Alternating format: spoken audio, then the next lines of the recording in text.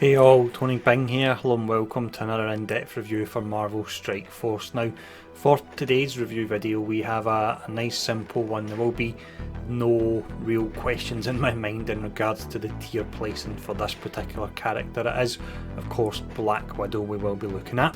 Now, in the video we start off by looking at a general overview. That includes where you go to farm her and also her tags. We then check out her stats. Next up is the abilities. We follow that up by looking at the synergies, and then finally we have the tier list, which as mentioned will be nice and easy for a change. Now we'll start off anyway with the general overview.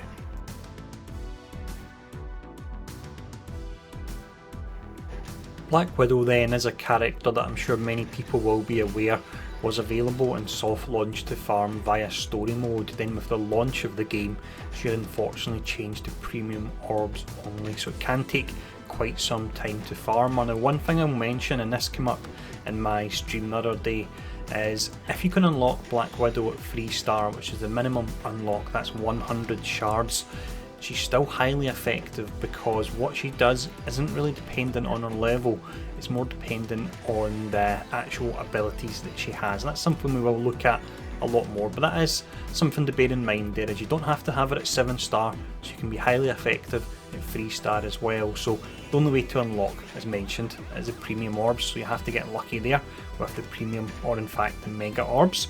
When we look at the tags, she's got quite a few that are good. It's Hero, Global, Skill, Controller, Avenger and Shield. So she can help out with the Iron Man event, which you need Shield characters for. And in time I'm pretty sure we'll get an Avengers event. I reckon that Nick Fury will probably be locked behind having to have 5 Avengers, but we'll find out soon enough for that. Now with that covered, we'll have a look at her stats.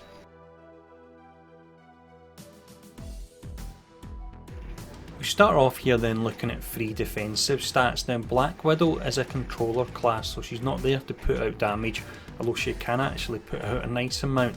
She's all about helping you control the fight. Now if you look at her flat damage rating, it is pretty low, it's way down at E, however we can make that up through her kit. You have her speed, which is A, and with the exception of Korath, when he's leveled up enough to have his passive so high that he starts with speed up, then she would be the fastest character in the game, but Korath just pips her if you've upgraded that. Her focus is A as well, so that's great. It means you've got a very high chance of applying her stun when you do use that. Other parts of her kit that can help pull up her low base damage is the fact that she can apply bleed to multiple enemies, and when that does work it's really a thing of beauty. And she also has a fence up in her kit as well. Now with the offensive side of things covered, let's have a look at her defensive stats. Defence wise then, her defensive stats are on the lower side, but that is to be expected because she is a controller class. So health is way down at F, so that's one of the lowest health ratings in the game. Her armour is C, which is not bad there, and then her resistance is D, which means she can be slightly susceptible to stuns and slows herself. And what she does have that helps her out a lot, and this is through her passive, is she actually has stealth, and you want to apply that at the start of the fight. Stealth up, the enemy concentrates on all the other targets, and then that can really increase her survivability there. So overall she actually does not bad from a defensive point of view. Now with the defensive stats covered, let's have a look at her abilities.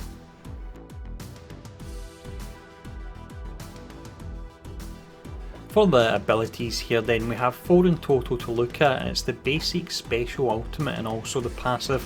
I'll show off the tooltip for the active skills at level 7 and the passive for level 5, because this information was available in game prior to the Deadpool patch, and it is still available via msf.gg, which is a great site and I would recommend you check out.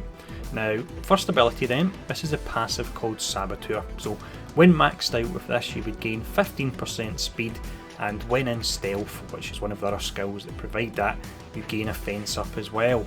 Now regarding how high to take this, I would take it up to level 4 because you will retain the 100% chance to gain a fence up on stealth, and all you lose is your speed goes from plus 15% to plus 10. Now she's still one of the quickest characters in the game even without that additional 5% there, so I would say hold on to your crafting materials and just keep that at level 4.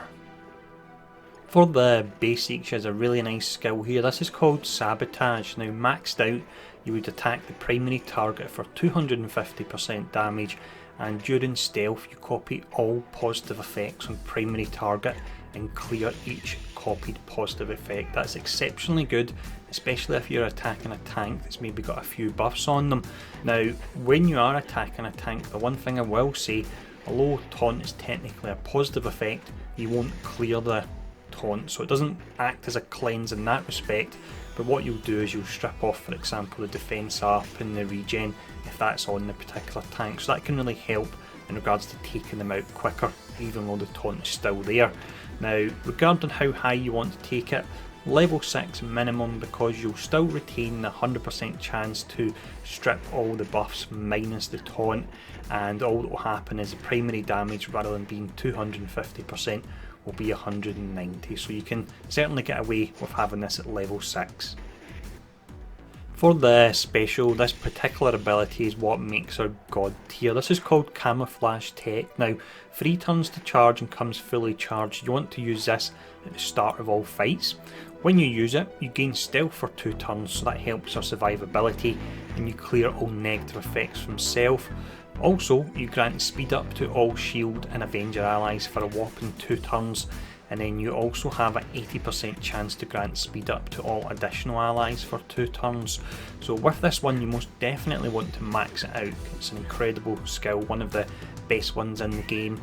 And I'll also mention that most instances you want to pair her up with Cap, because he is an Avenger and he will get speed up, and what can happen is Cap is very likely to feed her energy, and that would mean if she gets energy, this will refresh quicker, and there's a very high chance that if you run this combo you can be close to 100% uptime and speed up for nigh on your full team, which really is pretty incredible. For the ultimate, we have another awesome ability here. This is called Widow's Bite. It's 4 turns to charge and comes with 1 charge at the start of the fight. Now with this you attack the primary target for 290% damage, which is actually a really nice amount, and you also apply stun as well, and stun is incredible and can take certain characters out of the game altogether. For example, if you stun, let's see, Hulk or Drax and they're slowed, then that's it. You can near enough forget about them for the rest of the match, so I really do love the stun effect.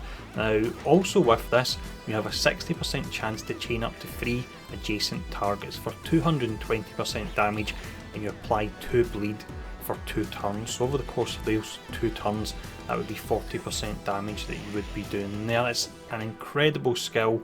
Doesn't always work the chain because of the slightly lower 60% chance, but when it does and she bounces from enemy to enemy applying all those bleeds, it really is incredible. Now with all the abilities covered, we'll have a look at her synergies.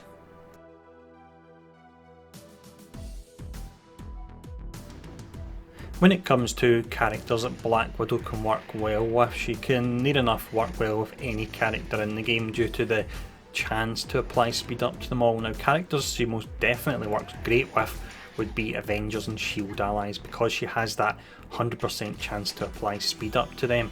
Now particular allies within those teams that can really benefit from Black Widow would include Hulk and Thor, because they can put out a huge amount of damage, and that is countered in a way by their slow attack speed, so Black Widow can negate that slow attack speed and get them attacking nice and quick and putting out a very respectable amount of damage. Now Wolverine also falls into that same bracket in that his damage is countered in a way by his speed, so he's a bit on the slower side, but Black Widow can resolve that.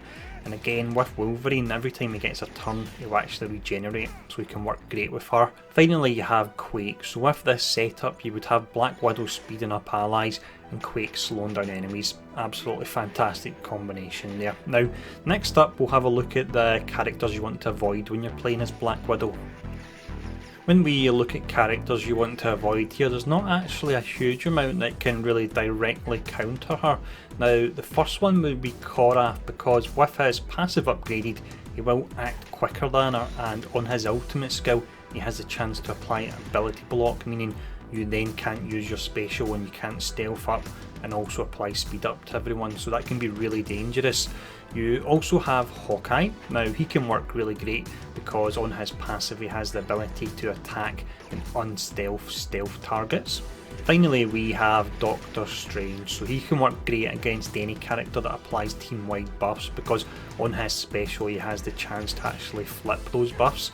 So in the instance of Black Widow, you cast speed up on all your characters and you will cast it before Strange because she's quicker than him. Strange then casts his special and he flips all that to slow down, so that's something you really need to watch out for. Now, with all that covered, what we'll do is we'll see where she places on the tier list.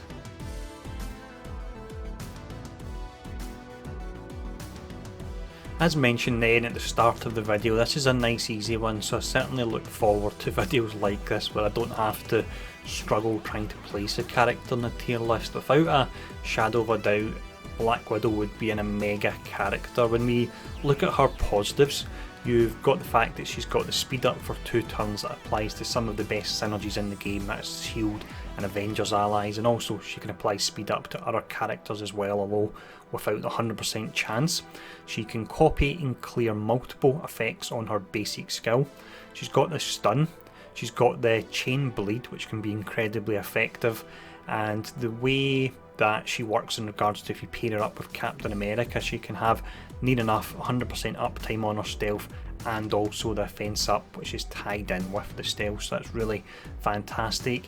In regards to her downsides, you simply have the fact that she's hard to unlock because at the moment she is only available via the premium and mega orbs. Now, although she is of course hard to unlock, as we did mention earlier on in the video, she is effective at 3 stars, because at 3 stars she still has the ability to apply the stun, she's got the stealth, she's got the bleed, she's got it all. The only thing she won't have is her stats won't be as high, so you might have slightly less chance to apply the stun because her focus won't be as high, but you won't have any issues applying that speed up to your characters, which is one of the main selling factors for her. So absolutely incredible character, and fingers crossed anyone that doesn't have her can get her sooner rather than later. And I should actually mention, if you don't have her, you can run Merc Lieutenant in the meantime.